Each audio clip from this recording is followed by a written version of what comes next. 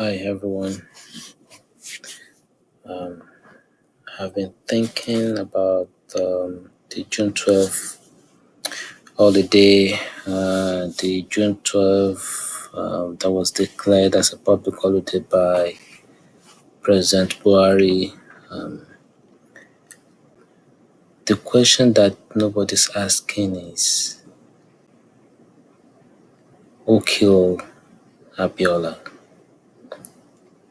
And what I found curious about the whole incident was that Abiola was arrested by Abacha. Abacha died, but Abiola was not released. Abacha died June June 8, 1998, and Abiola died about a month after. The question I've been asking myself is why was not Abiola released after the death of Abacha? And when Abacha died, people on the street were like, oh, now they will kill Abiola, they will kill Abiola. And eventually, after about a month, the man died. So it's evident that this man was killed, and nobody's asking questions. In Nigeria, we like to manage problem. We don't like to solve a problem. We don't like to dig deep to solve a problem, and that's why the issue we have so many problems that is going on in the country. We have so many issues, the Boko Haram issues. But the question is, the man under whose watch Abiola died, who was the head of state, nobody's asking him questions. Nobody. And if somebody like Abiola, as big as he was, died, and nobody said anything, nobody was brought to book, no proper investigation was done, then why will people not keep doing what they're doing? If we look at the case of if we look at the case of the banditry, the kidnapping that is happening, how many people have been arrested?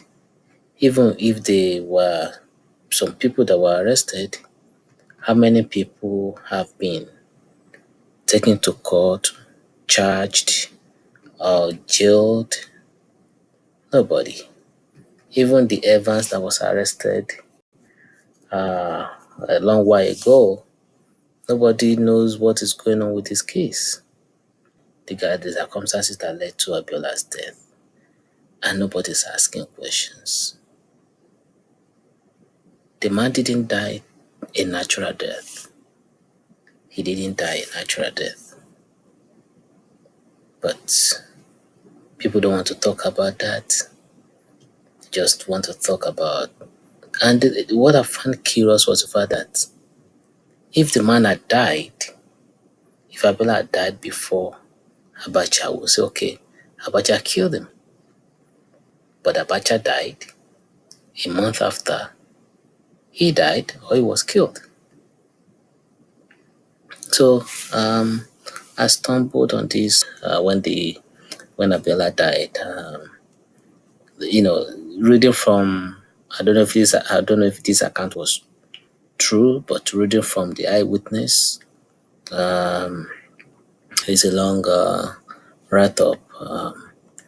I'll put the link to the article so that you guys can read it. I think Susan Rice, former U.S. Secretary, I don't remember his post before he retired. She was there in Nigeria at that time. So let me read some of the things he said. One of the things she said. Um, okay, I he and I had been, in a sense, co-victim of what we believe to be Soviet-inspired disinformation plot, in which the effort were to link him to me in an effort to use subversion to influence Nigeria domestic politics during the time that Pickering was ambassador in Nigeria, 1981 to 1983.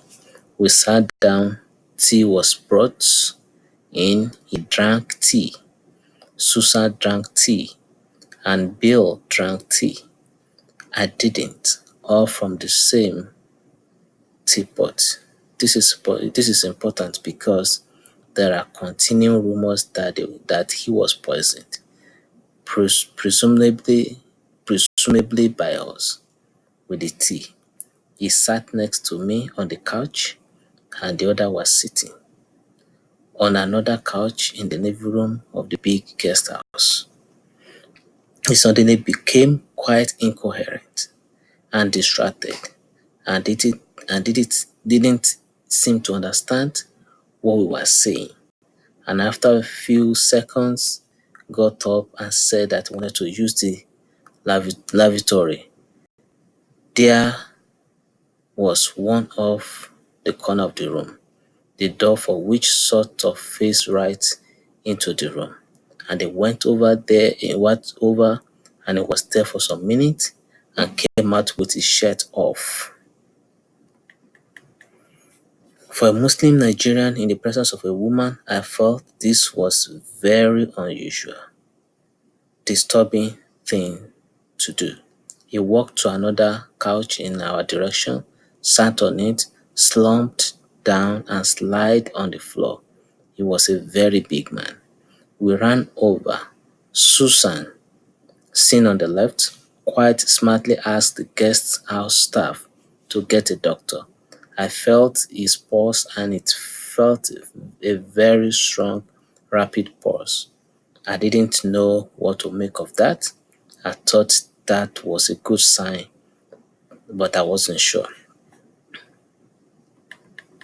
Within Within some minutes, a doctor came in, and the meantime, we did what we could to revive him, and keep him awake, but he wasn't coherent and was almost not awake. The doctor said, "This is very serious, and we need to get him right away to the presidential clinic." Abiola was a big man, well over 200 to 250 pounds. The doctor said, "You have to help me and the security people here. You have to help me and the security people here get him into my car, and we have to take him to the presidential clinic, which is close by." We picked him up with the help of the security guards and put him in the back of the doctor's car, and I said, "Get our car, we are going."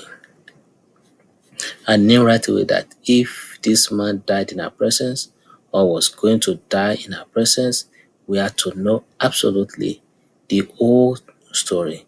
We followed them down to the presidential clinic and waited for about an hour outside the emergency room with its little over glass window where we could look in while they attempted to revive him. One of those elliptic, elliptical glass window panel in the door so we could see through. We watched them work on him and saw them use some kind of an electric machine to try to restart or stimulate his heart. The doctor came out finally and we asked, what is the status? He said, "Come on outside." So we went outside and he said he was probably near dead when we got here. "I can't revive him, and there's nothing more we can do," he said. Well, I think you better talk to General Abubakar right away." He said, "I was here when General Abacha died, and if this is anything you must do, you must get an autopsy." He, of course, understood the local situation understood that that might happen, what might happen, not just to us if we were seen as responsible, but also to him. He was a Hausa Fulani from his dress, and white chief of Abiola was also a Muslim, which I presumed was the case with the doctor. The chief was also a Yoruba, and always tensions have always been existed between them and the northern Fulani, yeah, Hausa Fulani. So, reading this, basically, you could tell that the man was killed. But what I found um, funny and interesting at the same time is the fact that people celebrate his death every year. They celebrate June 12 every year, but nobody ever said anything about how the man died and those who are responsible. And it's the same thing that is happening to the country as a whole, where we have so many problems. Nobody is talking about it in the way it should. Um, the military, the Boko Haram issue, we've heard that there are people on the Nigerian side who are giving information to the Boko Haram guys. They are in the system. I know some people know them, but nobody's saying anything. You know, our military, Nigerian military bases are being overrun every now and then, but nobody's saying anything. So, we sometimes we don't try to solve a problem. We try to forget about the problem, hoping that the problem will solve itself. And if you don't get to the bottom of a situation like this, I believe this kind of you know political assassination snowballed into what we have today. Ige died, Chief Bola Ige died, he was killed, he was assassinated. Nothing has come out of the investigation since 2000 or 2001 thereabout. Chief Funsho William too, in Lagos, he was killed. Nothing has come out of those investigations. And there are so many high profile people that have been killed politically in the east, in the south, in the southwest. And when these high profile people are being killed and nothing happened in the way of arresting and punishing those responsible, so what stops people, the regular folks, to do that? To Because killings don't get resolved in Nigeria. That's why it has become commonplace now that 200 people would, 50 people be killed, 30 people will be killed in a day, in a town, and nobody will say anything. And doesn't Nigerians don't, we don't get alarmed by news of mass killing anymore. All right, that's just my thoughts on June 12th. Thank you.